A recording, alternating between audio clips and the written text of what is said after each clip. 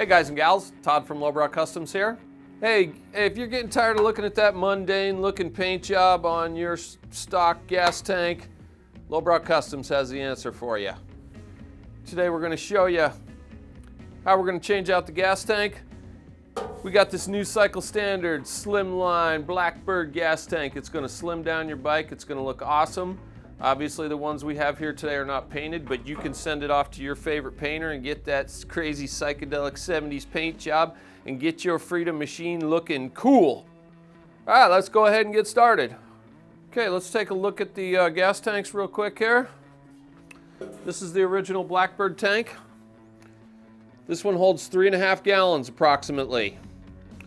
You'll notice the mounting system on here. This is designed for the bike we're working on today, which is an 04 to 06 year range. We also have this tank available for 86 to 03 year range. And we also have this tank available for 07 and up when Harley-Davidson went to the fuel injection on this fine motorcycle right here. Okay, for the other tank we're going to show you today, this is a new tank that we just came out with. This is the cycle standard Blackbird Slimline. These are not available for the fuel injected models because there's just not enough room on the bottom of the tank to put the fuel pump assembly. But it is available for the other year ranges. And another cool thing we did for you guys out there that don't want to put this on your Sportster, say you want to put it on some other model or make, we have a universal tank that comes without the mounting bracket on it. It does come with some brackets in the box if you want to use those, or if not, you know, you can make your own brackets. But you know, if you do want to put this tank on a Kawasaki or a Honda or whatever else you might be riding out there. And this tank holds approximately 2.5 gallons, so about a gallon less than the other one, but you got to pay the price to look cool. Just takes a few simple hand tools to remove the gas tank.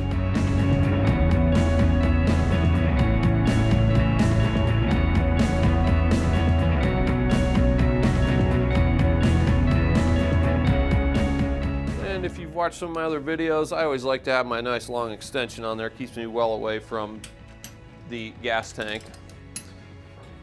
So we'll go ahead and remove the front and rear bolts on here.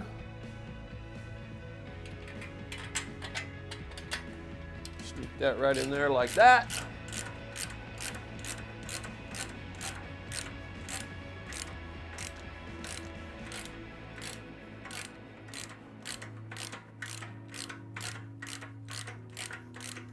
That's a pretty long-winded bolt we got on this motorcycle. And nut.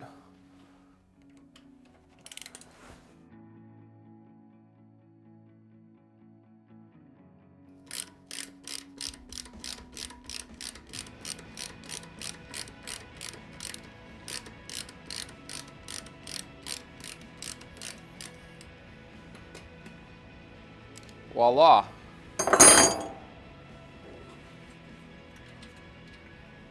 Go ahead and remove.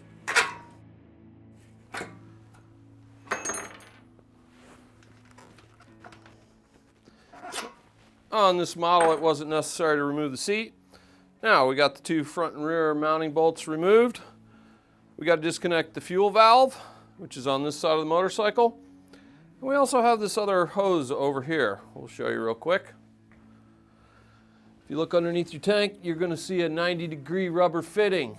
This is your anti-vapor valve. Pops right off like so.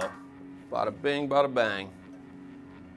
On most Harley fuel line clamps, they are a pinch together type of clamp. This one has a standard hose clamp because this tank's been off of here before and replaced with a different one. On that style clamp, what you want to do is take a pair of side cutters and bend it and carefully cut through it. Pair of pliers, pull it open, pull it off. Be careful when you're doing that. They are sharp after you've cut it. So we'll go ahead and take the fuel line off.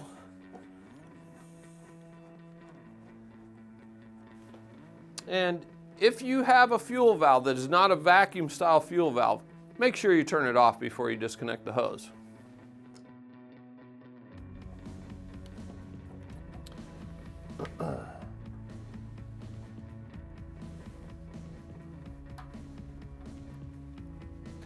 And in addition to removing the fuel line off the valve, If it is a vacuum style fuel valve, which is found on the majority of the modern Harleys, there's going to be a vacuum line on the back side of it. So you want to get to the back side of there and pop that off before you try to take the tank off the bike, or that will be holding you back. Okay, just to review before we remove the tank, we've got rear mounting bolt, front mounting bolt, anti-vapor valve, rubber line, fuel valve, and vacuum line on the petcock.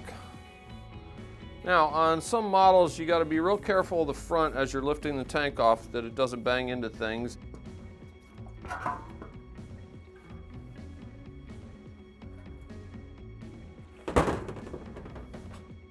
Okay, if you are going to use a non-vacuum type fuel valve, this is the vacuum line that we removed from the stock valve. If you may notice, if you look on the other side here, the other end of that line is attached to the back side of the carburetor, and basically that's manifold vacuum. So whenever the engine's cranking, that applies vacuum to the stock Harley fuel valve, opens a rubber diaphragm and lets the fuel flow. So if you are going to use a non-vacuum type fuel valve, you will need to remove this from this point right here and put a rubber cap over that. Otherwise you'll have a very large vacuum leak. And if you're just going to reuse your stock Harley valve, you can just rehook up everything the way you found it when you took it apart. All right, the new tank does come with a hardware package. If you want to reuse your old stuff, that'll work just fine. If you want to use the new stuff, you can do so.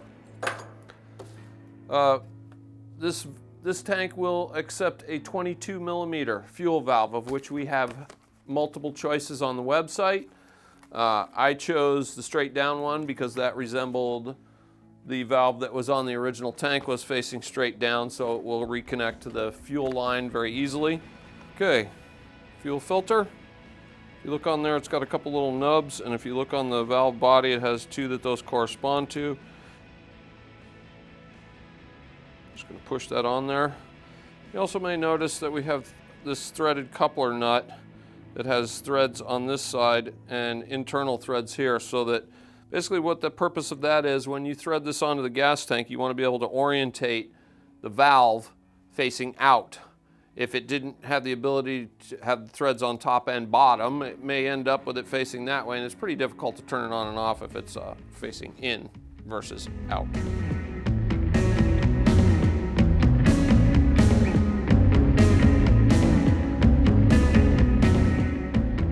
Okay, I went ahead and removed the seat when you guys weren't looking. Probably not a bad idea to just remove it at the beginning of the job there. It will make it much easier to put the tank on.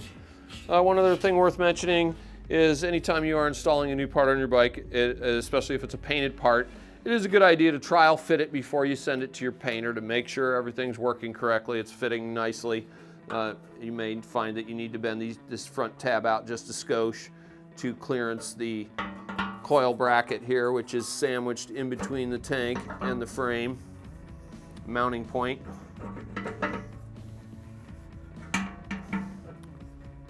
And it has fallen off of the little nub on there. Basically, if you look on the frame, you can see it's got a little square that the coil bracket locates in. If it's not located correctly, the tank doesn't want to go on. So basically, as you're sliding that on, you want to pay attention that both sides of the inside of the tabs are clearancing that coil bracket, or it will fall off. And then we can go ahead and put our bolts back in.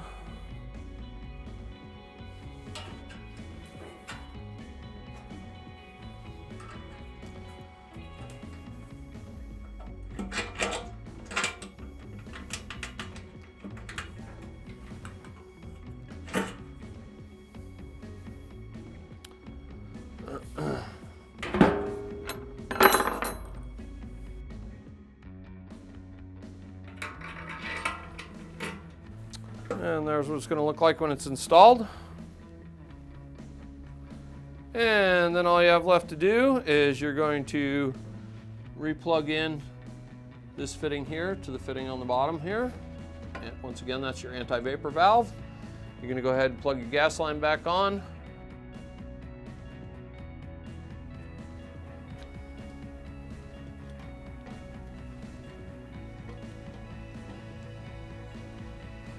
All right, so we got our front and rear mounting bolts on. Obviously, you're gonna get your washer and your lock nut on there. You're gonna fill up your tank. We do have some really nifty gas caps available on our web store. Fill up your tank, put your new cap on. If you so desire to get one of these really slick lowbrow customs fuel caps, works just like a stock one. That one says fuel. This one is pretty cool. Put your seat back on, and thanks for watching, and go for a ride.